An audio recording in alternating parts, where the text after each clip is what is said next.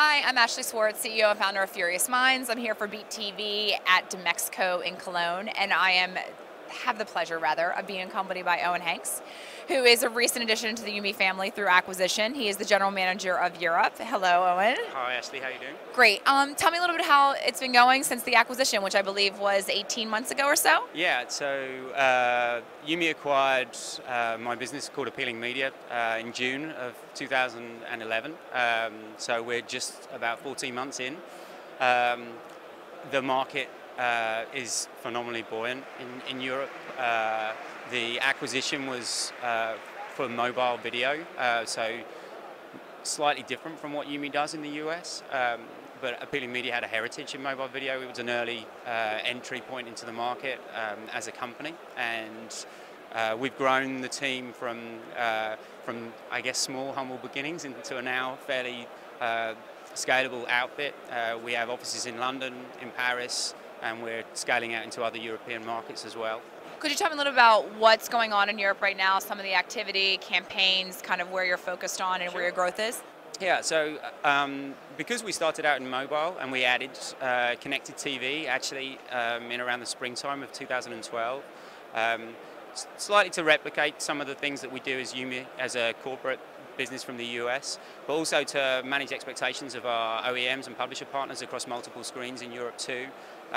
We've seen in excess of the last year of probably somewhere about 300 campaigns, advertising brand campaigns. We work with in the region of about 500 publishers, some very large, some mobile first type publishers, and some now connected TV first publishers as well. So the market's quite different from the US, primarily because in terms of the marketplace and how inventory is bought and how it's sold, it differs a little. So because there's lots more reach in the US because of the natural volume that you have, the number of people looking at video, PC, mobile, and connected TV. But we're seeing enormous growth in what I would call emerging markets, or emerging platforms, I should say, like mobile and connected TV, where mobile in the UK has something like a 400% growth year on year. And YuMe's outperforming even that growth number.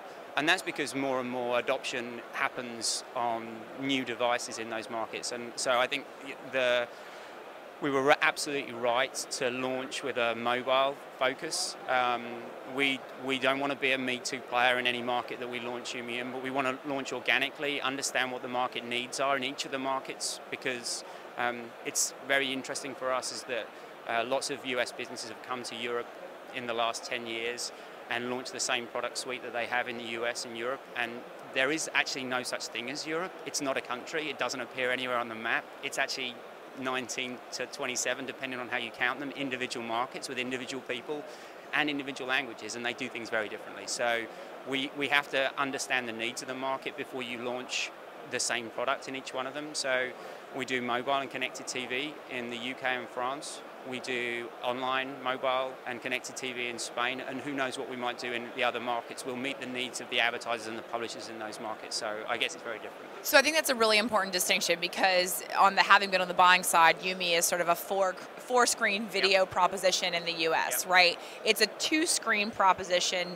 on the 90% of the footprint in Europe. Indeed. And that's, I think, because the difference in the markets and some dynamics as it relates to publishers. To your point, you made an interesting statement that I caught on to, which was how inventory is bought and sold. So could you talk about the European market, acquiring inventory, and the publisher dynamic, and how that affects what your strategy is here? Sure. So I think it's pretty well documented that in the US, most publishers have non-exclusive arrangements and therefore have direct sales and use networks for fill.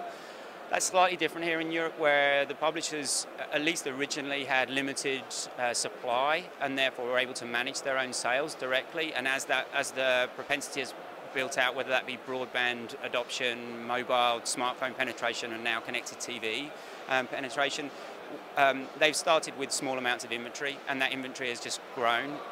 So the big difference is that publishers were looking for exclusive arrangements with networks in Europe.